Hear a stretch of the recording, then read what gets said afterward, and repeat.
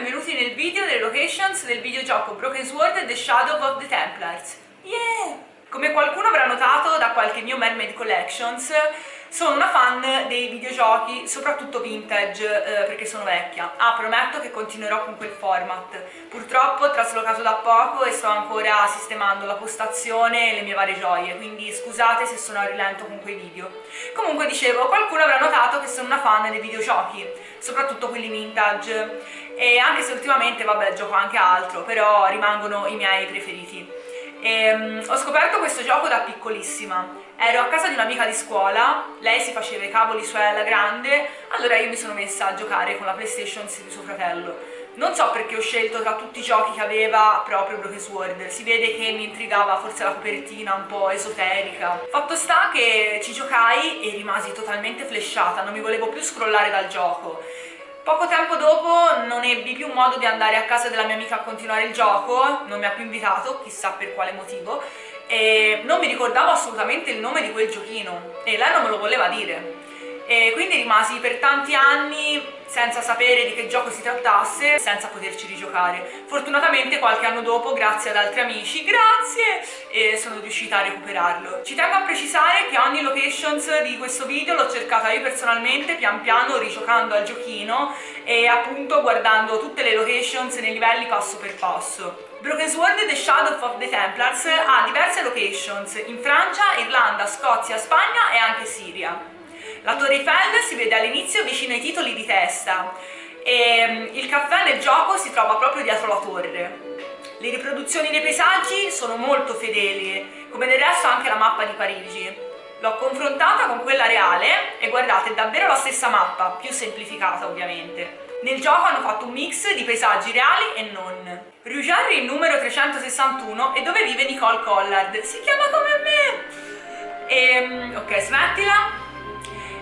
La via esiste veramente, ma è diversa da come vediamo nel...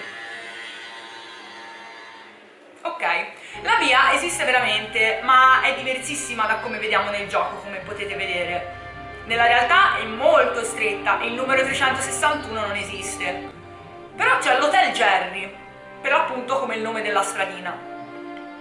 Il caffè della Chandelbert, l'Hotel Hubu e Avenue des Hérissons, dove si trova la clinica, non sono in una posizione precisa, ma si possono subito immaginare e collocare in tantissimi punti delle strade di Parigi, che hanno lo stesso stile e le stesse caratteristiche. Girovagando per i dintorni del quartiere Val de Grace, uno dei quartieri più antichi e vivaci di Parigi, risalente addirittura al Neolitico, si possono vedere tantissime strade con questi alberi e palazzi, con questo stile dominante di architettura del periodo che parte dal secondo impero di Napoleone III fino alla famosissima Belle Époque. Quando i gangster Flop e Guido ti trovano con la pergamena in tasca una volta uscito dall'Hotel Hubu e ti buttano dal ponte nella Senna, il ponte assomiglia tantissimo al Ponte Notre Dame. Guardate l'arco, la statua qui al centro, i mattoni e anche il parapetto. Il caffè Montfaucon si trova nel gioco invece in piazza Montfaucon e davanti alla chiesa Montfaucon. Anche queste non esistono, ma non è difficile immaginarle sempre per questo quartiere. Esiste una chiesa di Montfaucon, ma si trova fuori Parigi ed è completamente diversa da quella che vediamo nel gioco. Nella realtà il patibolo di Montfaucon fu il principale patibolo dei re di Francia fino al tempo di Luigi XIII. Fu demolito nel 1760, anche se nel gioco si trova in diverse aree, tra cui vicino al canale Saint-Martin. Le rovine di Montfaucon esistono veramente, ma non si trovano vicino al canale Saint-Martin, bensì allo Château de Montfaucon, che si trova da tutt'altra parte della Francia, a sud, vicino a Montpellier. Una delle mie locations preferite in assoluto del gioco è il negozio di costumi Le Risée du Monde. Ho cercato tutti i negozi di costumi più antichi e famosi di Parigi e ho trovato questo Sommelier Fields che mi è sembrato molto interessante. Purtroppo con Google Maps non ci fa entrare nella via, ma ho trovato alcune foto. Non conferma da nessuna parte che sia la location di ispirazione esatta, ma diverse caratteristiche mi hanno portato a ricordare il gioco. Una di queste, come avrete notato, è la porta, le due vetrate qui, il vetro sopra la porta, la parte chiusa qui, cioè veramente somigliante.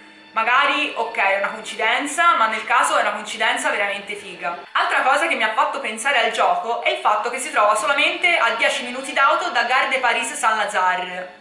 In Broken Sword dicono proprio che il negozio si trova vicino Gare Saint-Lazare. Questo negozio si trova vicino a famosissimi teatri ed appartiene alla famiglia da addirittura 4 generazioni. È specializzato nei costumi e travestimenti dal 1922. In Spagna Giorgio va alla Villa Vasconcelos, che si trova in Costa Calidà. La villa è di fantasia, anche se Costa Calidà, come ben sappiamo, esiste veramente. È il tratto di più o meno 250 km della costa mediterranea della provincia spagnola di Murcia. Nel livello, infatti, vediamo il Mediterraneo qui, proprio dietro alla cappella della villa. In Irlanda il livello con la fastidiosissima Capra, cioè senza guida ci sono veramente voluti mesi se non anni per andare avanti, si svolge a Lochmarne, città purtroppo di fantasia. È una città reale, Marib, che nel gioco dicono si trova in Siria, ma in realtà si trova nello Yemen, a sud dell'Arabia Saudita. Anche Bannockburn, città reale in Scozia. Esiste anche nel distretto della città di Stirling, nella Scozia centrale, una chiesa chiamata St. Ninians. Durante l'assedio al castello di Stirling, parte della rivolta giacobita del 1745, la chiesa fu utilizzata per immagazzinare munizioni ed esplose quando i giacobiti iniziarono a ritirarsi il 1 febbraio del 1746. Sopravvisse solo la torre e successivamente è stata restaurata. Il video delle locations di Broken Sword e Shadow of the Templars termina qui, spero che vi sia piaciuto e ci vediamo al prossimo video. Ciao!